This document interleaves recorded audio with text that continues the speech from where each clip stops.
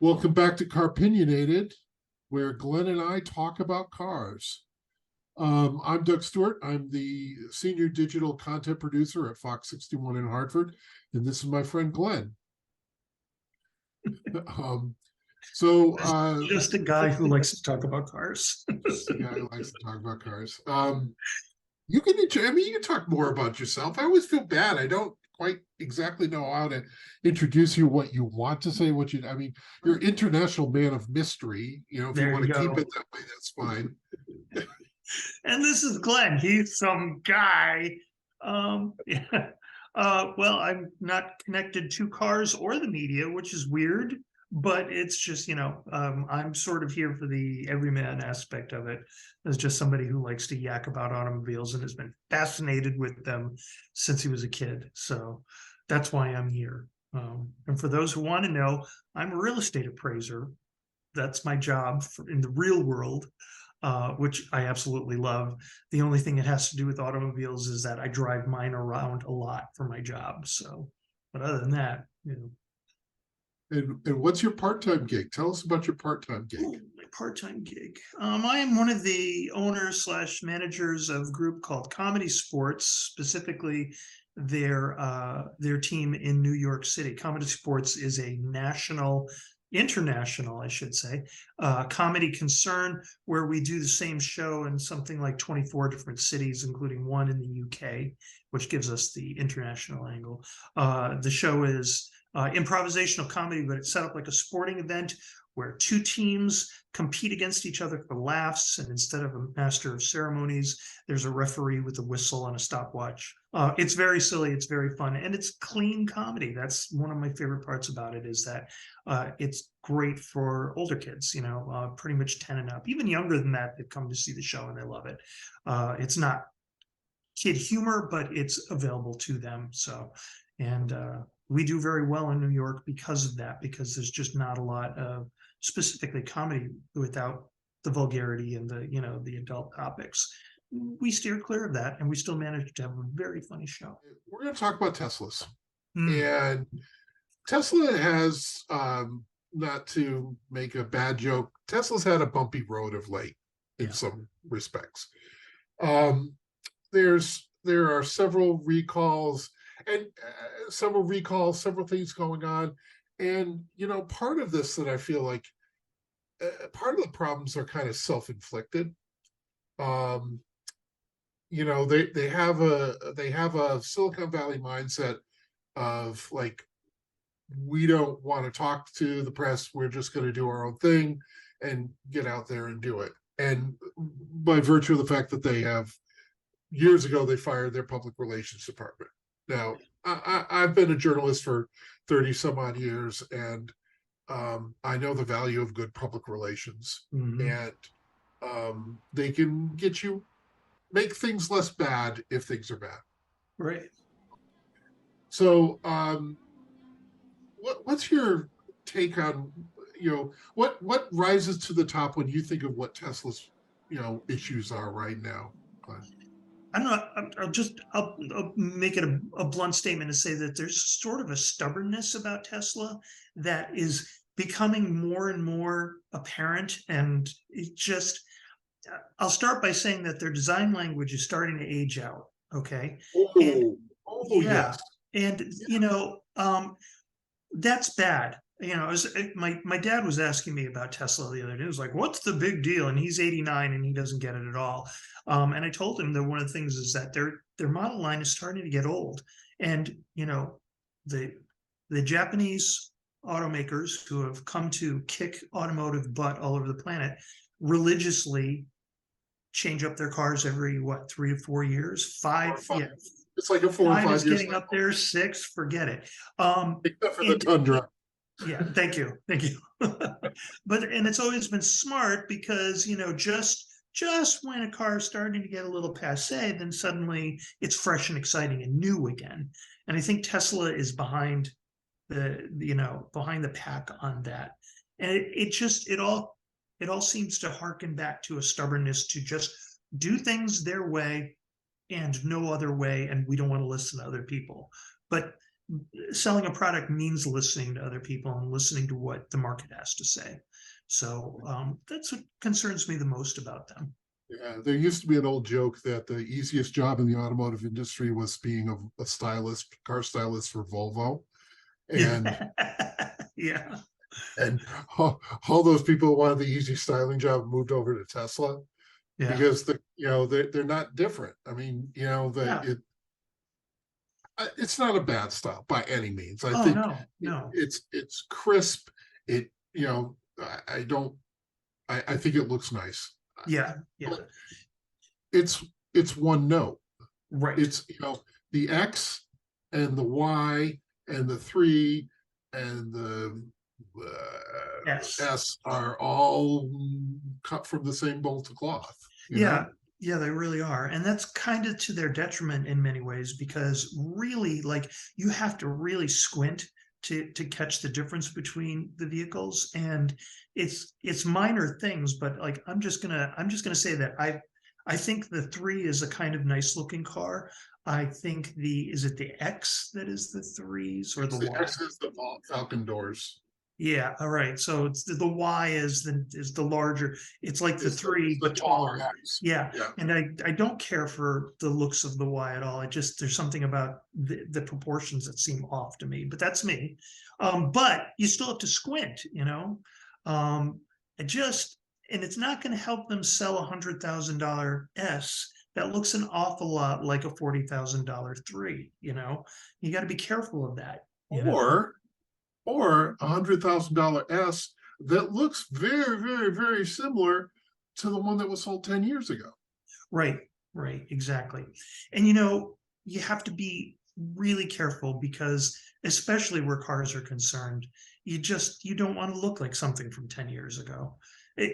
And I mentioned that I'm in real estate. In real estate, it's closer to that 30 to 40 year mark where suddenly things look really stale.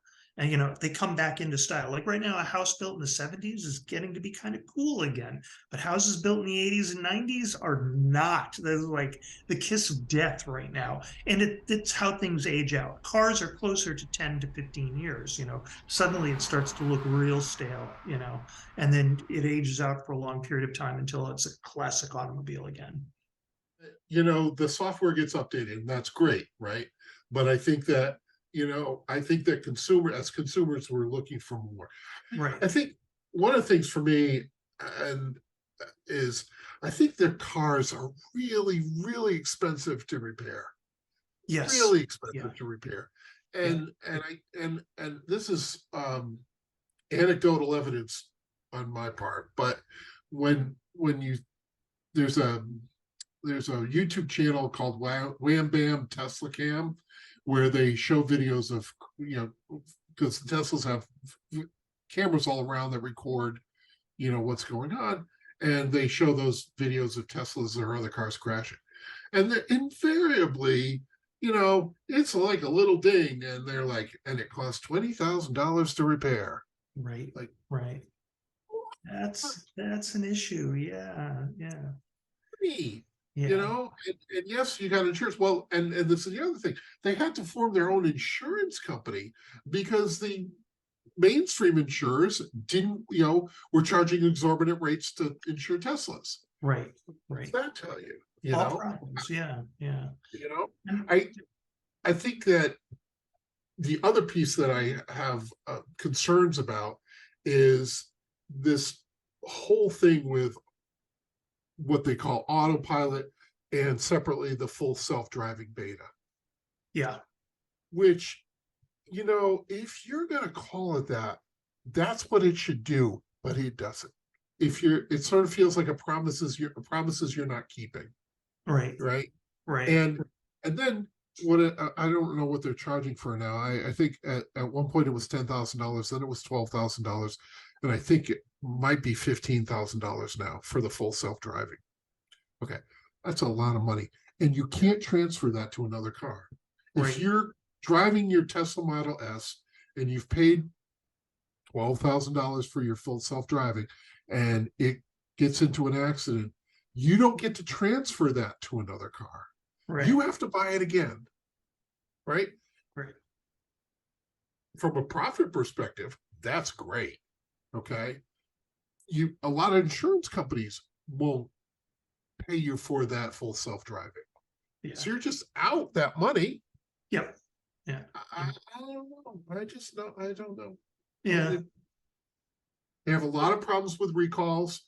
Yes. In August, there's a recall for over 250,000 cars, 280,000 cars where the steering goes dead.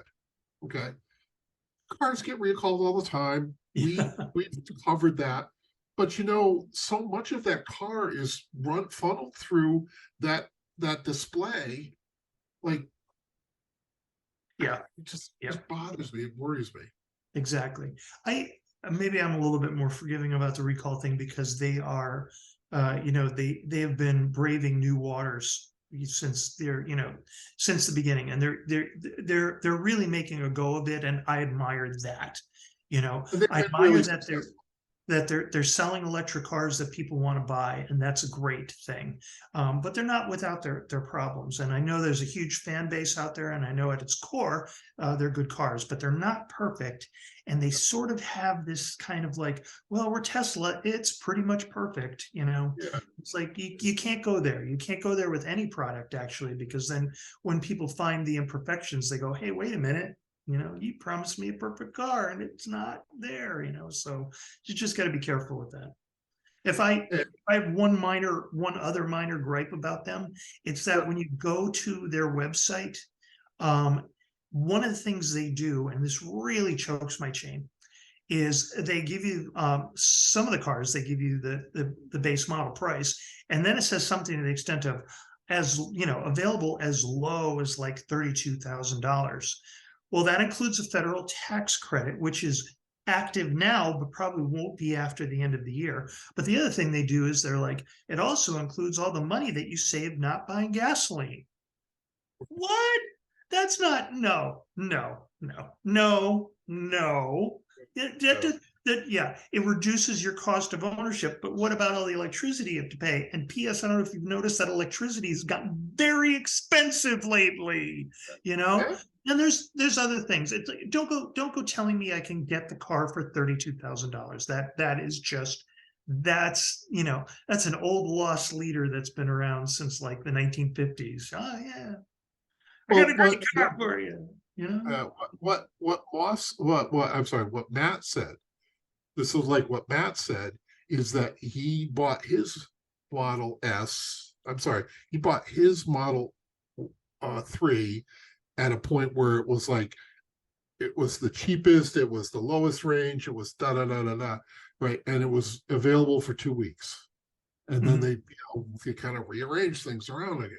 Right. Okay. Right. It's great that you can do that, and you have a business model. I mean, there's a lot to be said for, dealing direct with the manufacturer. I think the way car dealers are set up in this country as independent operators from the manufacturers has a lot of problems. Yeah. Okay. Yeah. I think it has a lot of advantages, but I think it has a lot of problems. Yeah. And buying direct from the manufacturer, I think solves a lot of those problems, but it brings different problems. Right. So that's kind of what I think of a problem. And then there's the Cybertruck. Yeah. There's a reason they don't build cars out of stainless steel, Glenn. Yes. Yeah. One of my least favorite home design trends is appliances with stainless, which everybody has to have nowadays, and they look really sharp.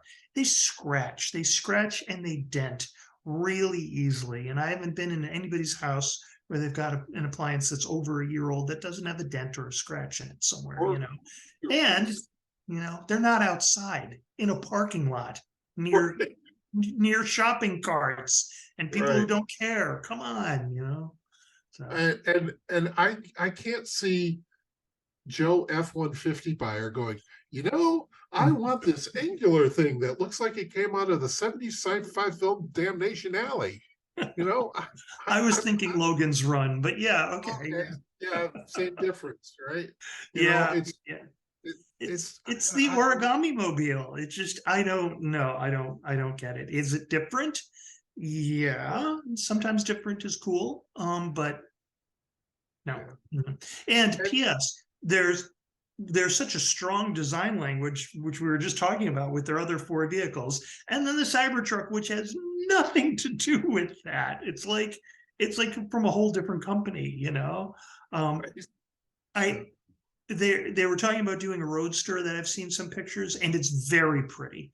It takes that existing design language and freshens it up enough so that it really, they borrow a lot from Lotus. They should probably pay someone over there a little bit of royalty money, but in a good way. And it's a very, very sharp little car. I almost gagged when I saw how much they want to sell it for.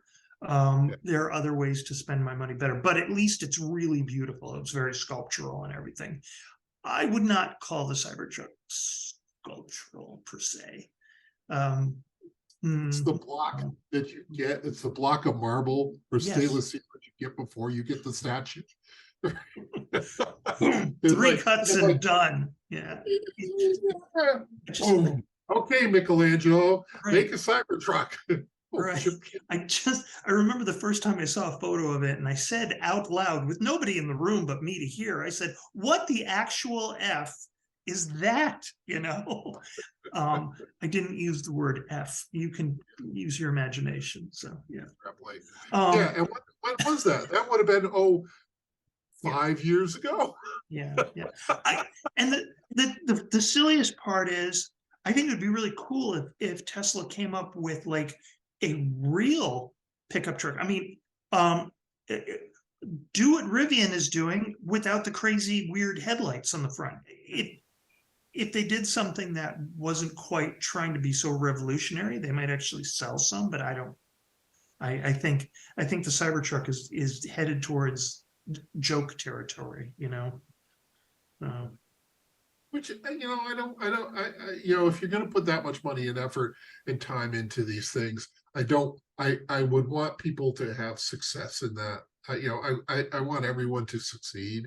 Yeah. But I just think that's such a, I don't know. Yeah. I don't know. I just don't see that being successful. And, you know, in a year, if I'm wrong, I will admit that I'm wrong. Right.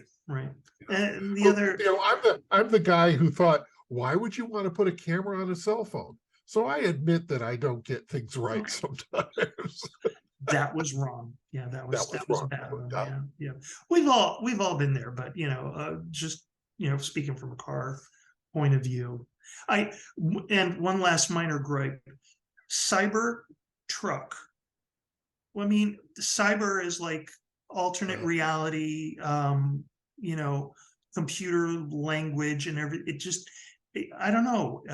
It's like it's truck from a non-corporeal dimension. It's just, I don't get it. Why do I want to drive a Cybertruck again? No, I just, you know, they Ford, GM, Chrysler, whoever spends a lot of time and money figure out car names. Do they get it right all the time? No, right? You can go to every Lincoln, MK, whatever. That was our Cadillac. We've discussed this. Like, I don't know what the Cadillac names are, because it's just it's C and a T and a number, and I don't remember which is which. Right. But you know, Cybertruck S. Whatever. And hey, for what it's worth, I know that the idea of a Tesla interior is to be austere, you know, to be like rid of anything, but their interiors are so plain that I almost feel like I would be ripped off buying one, because I didn't get anything. I know it's all integrated into the screen, and that's the idea, but they're so stark. It's to the point where it doesn't, I don't know, they're cold. They make the Scandinavians look whimsical. Yeah. And you know, and Norwegians are known for their whimsy. With my apologies to all you lovely Norwegian folk out there. That's just me being jealous of your really beautiful, well-run country. But yeah, this is Scandinavians are well, it's a very practical, I get that. I mean, I'm half German. I get the whole idea behind being practical and efficient. When you're paying a lot for a car, you want to feel that level of luxury, and there's nothing luxurious about that level of starkness. I'm sorry, it just when you look at like the Lucid, the interior of the Lucid, and even though it's not that much more designed or thing, it's got texture, it's got colors, it's got design. It has a feeling to it. It evokes something, right? right, And right. I look at those seats, the white seats, and I'm like, it looks like a balloon, like a balloon chair. And it's ironic. We were just talking about the potential ID2 from Volkswagen, and I was taking a look at the interior photos, and I got a real positive feeling from that. Sporty, accessible, still very contemporary, but still, for somebody from my generation that isn't going to step in and go, how do I work this thing? And that's important. So that was one of the first things when I drove the Mustang Mach-E. I got into it and I said, my mother, who's in her late 80s, could get in this car and drive it, and you can't do that with a Tesla. Right. Where is the Right. thing? Well, how do I? Okay. Right. And maybe you don't have to. Maybe we're like old cranky, get off my lawn, because A little bit, yeah, but don't get me started on shifters for automatic transmissions now. thank you. Oh my God, thank you. But I have a story. yeah, God. Anyway, Yeah. all right. That's it for this.